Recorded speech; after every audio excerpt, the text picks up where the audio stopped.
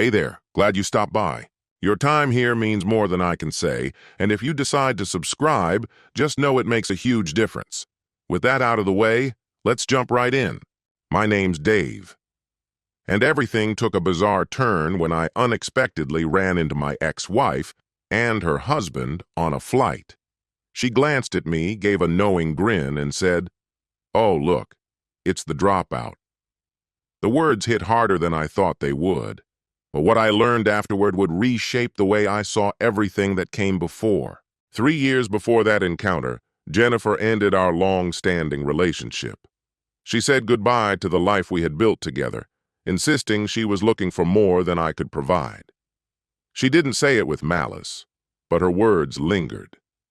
She packed up her belongings, took our shared cat, and walked out without a glance back. I never imagined I'd see her again. Definitely not while boarding a plane to Denver. She looked impeccable that day, wearing an expensive blazer, a high-end watch, and holding hands with a man who looked like he stepped out of a finance ad. The encounter left me feeling small. What I didn't realize in that moment was how much of her polished appearance was little more than smoke and mirrors. The truth would take a while to surface. But first, let's go back. Jennifer and I first crossed paths in 2016 at a community college in Phoenix. At the time, we were just two struggling students juggling part-time jobs and scholarship aid. She worked at Target, folding clothes and restocking racks. I was manning the phones at a tiny electronics repair shop. Our bond grew through mutual hustle, and it gave our relationship a certain depth. After 8 months together, we moved into a cramped one-bedroom apartment with faulty pipes and ancient carpet. Rent was $1,200 a month, which we split straight down the middle. That was our style. No drama, just commitment. We had little, but we dreamed big. She wanted a career in marketing, something corporate and stable. We'd lie awake at night, painting pictures of the life we'd one day have. Maybe even kids, once our finances could handle it. We both agreed that bringing a child into the world meant being fully prepared. At the time, it all felt within reach. But even back then, it was clear we didn't view life through the same lens. Jennifer was always bracing for the worst. Even when we were financially stable, she'd spiral into what-if scenarios. What if one of us lost work, or we faced a medical crisis? She wasn't built to live with risk. If we spent more than expected at the grocery store, she'd shut down for the whole ride home. She once told me that her biggest fear wasn't failure. It was the appearance of failing. She could handle setbacks in private, but public embarrassment? That was unbearable. She curated her image like armor, and she wasn't above distorting reality to maintain it. It wasn't pride. It was defense. The idea of being seen as helpless terrified her. I used to think she was just practical. Now I think it came from a place of deep-rooted fear. She once told me how growing up poor had shaped her into someone who never wanted to feel like she had to ask permission to live. Eventually, we both got our degrees. Since we were already sharing a home, marriage felt like the natural next step. We kept things simple: her parents' backyard, a clearance rack dress she tailored herself, and a suit I picked up for under $100. We toasted with plastic cups. It wasn't the dream wedding I'd pictured, but it was ours. For a honeymoon, we spent a long weekend in Sedona. I booked a no-frills Airbnb and a quirky Jeep tour that promised spiritual vortexes. We laughed a lot, half curious, half skeptical. It was one of the better chapters of our story. After the wedding, Jennifer landed her first marketing role at $35,000 a year. I secured a full-time tech support job earning $42,000. We moved into a more livable apartment. No plumbing issues, actual space to breathe. We even adopted a rescue cat. For a while, it felt like things were finally lining up. But then I made a decision that would upend everything. After saving what I thought was enough to carry us, I left my steady job to chase a startup dream with my friend Marcus. It was an idea I'd been nursing for years, a sleek project management app designed for small business owners. I was convinced it would take off. We had a solid prototype and encouraging beta feedback. Jennifer wasn't thrilled, but she said she'd back me for 6 months. She told me she believed in my vision. Those 6 months dragged into 18. The app was functional, but getting traction was a relentless uphill battle. I was in the trenches, blogging, cold emailing, tweaking features, rebuilding the UI, trying everything I could to break through. But it felt like I was shouting into an empty room. We maxed out at about 200 users and brought in a meager $300 a month on a good streak. Nowhere near sustainable. I started taking on odd tech gigs to plug the financial holes, building dental websites, fixing bugs on food delivery apps. Some weeks I made a few $100, other weeks, nothing. Jennifer was paying for nearly everything: rent, food, even my share of health insurance. She never confronted me outright, but the silence between us started to feel like a wall. She didn't spell it out, but her tone said enough. Her comments turned passive-aggressive. She'd call me Mr. CEO when she found me working in sweats at 3 p.m. One time I told her with genuine pride that I'd finally crushed a long-standing bug. Her response? "So, can we finally afford decent towels now?" I laughed. She didn't. The tension peaked when we clashed over our anniversary. I wanted to cook at home. She asked if I ever planned to take her somewhere that didn't involve leftovers. That night, she ended up sleeping on the couch. I sat alone in front of my laptop, staring into nothing.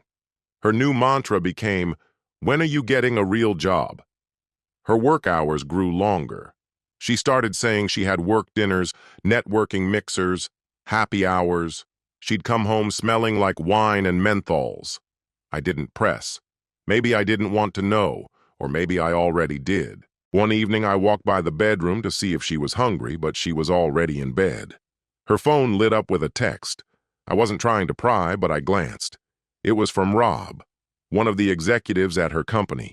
He said he'd had a great evening and hoped she got home safely.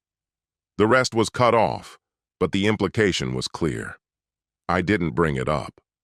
I let the knowledge sit in me like a splinter I couldn't reach. Part of me wished I'd misread the situation. Another part was certain I hadn't.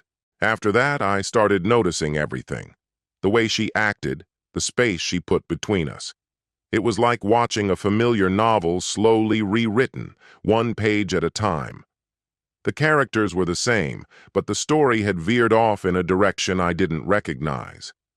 In a last attempt at something thoughtful, I decided to surprise her with dinner at work. But when I got to her office, her car was gone. The receptionist said she had left hours earlier. That night she didn't come home until after 11. I asked how work had gone. She said it had been draining. I told her I'd stop by to bring her food. Her expression flickered for just a second. She said she'd been out with friends, names I'd never heard before. When I asked who they were, she didn't reply. Instead, she said we were no longer working. I asked if she meant our relationship, or the affair. She didn't deny either. She said she needed someone consistent, predictable. She always saw herself as practical, with aspirations firmly rooted in reality. To her, I was clinging to idealistic ventures as a way to sidestep adult responsibilities. Her vision for the future was straightforward: a comfortable home, a few trips each year, and a stable, foreseeable life. Eventually, she stopped believing I could be part of that picture. The divorce was quiet, absent of any dramatic scenes, but beneath the surface, it was a drawn-out and painful unraveling. We spent months disentangling our lives, dividing up possessions, closing shared accounts, even splitting the $8,000 in credit card debt right down the middle. She kept the cat. Not long after, she moved in with someone else.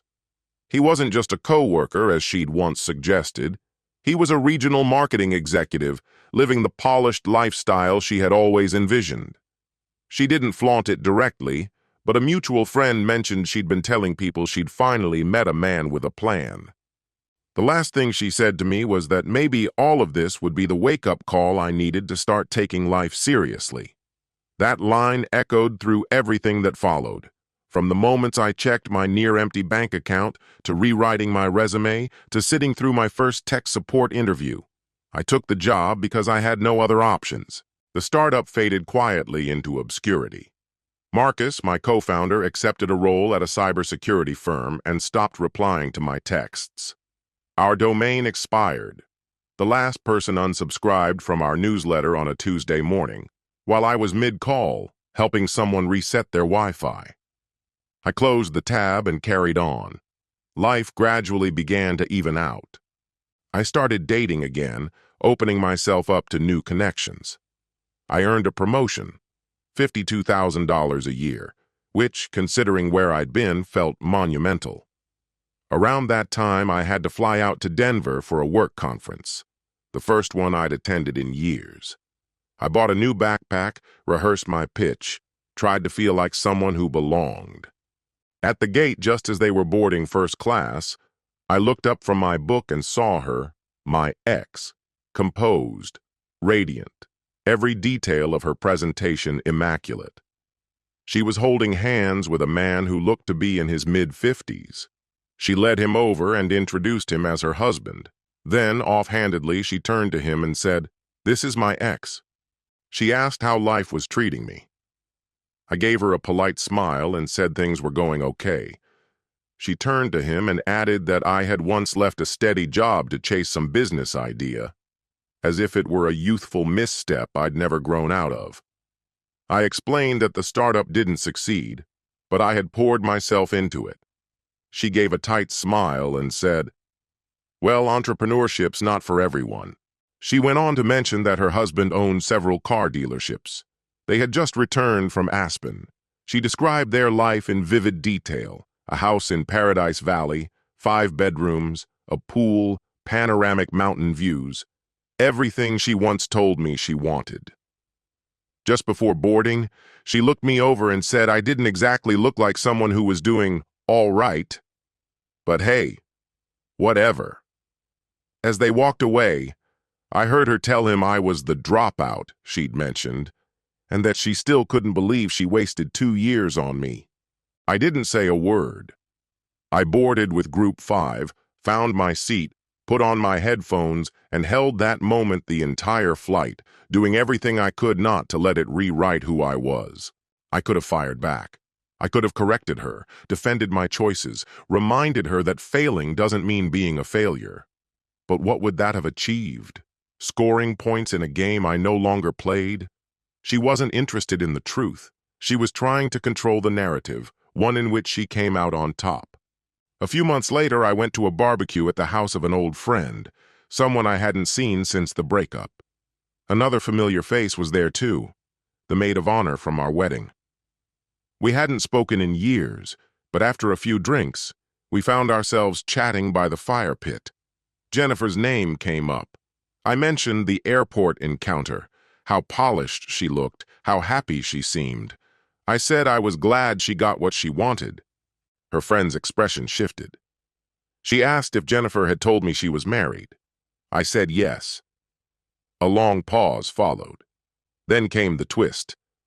Jennifer wasn't married, not to that man, not to anyone. In fact, they had broken up just a month before that airport meeting. After our divorce, she had left her job, convinced that a proposal was right around the corner. She'd told her friends she could feel it coming. But he didn't want the pressure, or the pretense. When she gave him an ultimatum, marriage or nothing, he chose the latter. She ended up moving back in with her parents. Looking back, that airport scene made more sense. Running into me must have been her worst-case scenario, not because I was thriving, but because I hadn't crumbled the way she needed me to. Her version of events, that I was the obstacle, the reason her life had stalled, collapsed when the man she bet on wouldn't commit. Later, I heard she'd been asking around, trying to find out what I was actually doing now. That stuck with me. She walked away hoping for something better, but she never really released the life she'd left. And I don't believe she wanted me to fail out of malice. I think she needed me to make her decision make sense. If I succeeded, it would mean she quit too soon, and that's a painful thing to admit. That moment at the airport, when she labeled me the dropout, wasn't triumphant. It was someone shouting over the truth, and for a long time afterward, her words followed me like a small stone in my pocket. The dropout guy. It echoed in quiet moments. It stung more than I liked to admit. But when I found out what really happened, I didn't feel vindicated. I didn't feel smug. Jennifer hadn't left because I was beyond hope. She left because I wasn't finished yet, and she needed something already complete. She mistook a work in progress for a dead end, and I, in turn, mistook her disappointment for proof that I'd let her down. She dreamed of a future that looked polished and perfect, like a spread in a lifestyle magazine. I wanted something evolving, something we could build and refine together. What I failed to recognize was the quiet panic she carried, the fear of being left behind. She never said it out loud, but it was obvious in how she responded to other people's milestones, engagements, promotions, housewarming parties. Every new announcement felt like a ticking clock to her. If we weren't making visible progress, she felt like we were losing ground. I, ever the hopeful one, believed love alone would be enough to keep us afloat. It wasn't. Today I don't live extravagantly. I don't drive a luxury car or own a house with 5 bedrooms. But I'm not struggling either. I wake up with peace instead of pressure. I have real friends and work that means something to me. I live without the burden of having to prove anything. And for me, that's enough. So if someone from your past resurfaces and tries to present their life like a trophy case, remember this. You don't owe them a reaction. What you owe yourself is perspective. The best form of closure isn't dramatic or loud. It doesn't need applause or validation. The most powerful comeback is a quiet, steady life, lived with intention, lived with grace, lived on your own terms. That's where this story concludes. Thanks for being here. If any of this felt familiar, there are more stories like it. Until next time.